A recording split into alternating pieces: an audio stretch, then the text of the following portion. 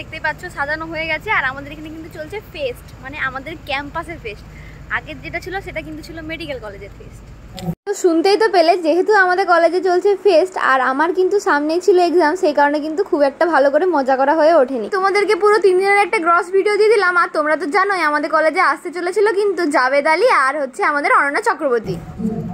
আর দেখো, আর আমি এরকম করে সেজে নিয়েছি। তোমরা ভাবছো আমার হাতে কিছুই নেই, কিন্তু আমার সামনে পরীক্ষা, আমার কোনো কিছুতেই ইন্টারেস্ট যাচ্ছে না। তো যাই হোক, সারা বছর না পড়লে কিন্তু পরীক্ষার আগে তো এরকম চাপটা নিতেই হবে, কিছু করার নেই।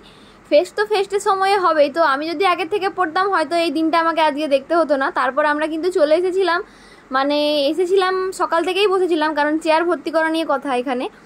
তো এখানে কিছু নাচ গান অনুষ্ঠান, আর এখানে হচ্ছে আমাদের জুনিয়রদের বরণ করে নেওয়া হয়েছিল। আশা করি আগামী ওদের জীবন আরও ভালো হবে, আরও সুন্দর হবে, আবার বুঝতে পারবে যে নার্সিং পড়তেছে ওরা কি ভুল করেছে। তো এরপর হচ্ছে আমাদের বিকেল গড়িয়ে গেছে। আমার যদিও বা খুব একটা আসার ইচ্ছে ছিল না, কিন্তু আমার রুমে কেউই ছিল না, সবাই বেরিয়ে গিয়েছিল, যেহেতু জুনিয়রদেরকে বেরোতেই হবে।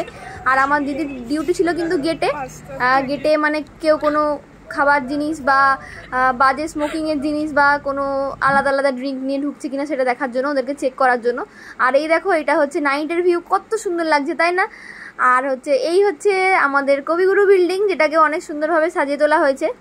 আর তোমরা তো জানোই বোলপুরে এত প্রচণ্ড পরিমাণে গরম, আর এই গরমের মধ্যে ফেস্ট কে করে ভাই? আর এই আমার বান্ধবী, যে আমাকে দেখতে পেলেই মানে ক্যামেরা অন দেখতে পেলেই তাকে একটু পোজ দিয়ে দিতেই হবে। আর এই দেখো আমি কত সুন্দরভাবে ক্যাট মারাচ্ছি এখানে, আর আমার বান্ধবীরা কত সুন্দরভাবে সেজে চলে এসেছে। কি বলবো বল, কি বলবি? সবাই কত সুন্দর সেজেছে, আর আমি চটি পরে এসেছি। আর আমাদের 2 দিন পর এক্সাম, তবু আমরা সেজে চলে এসেছি।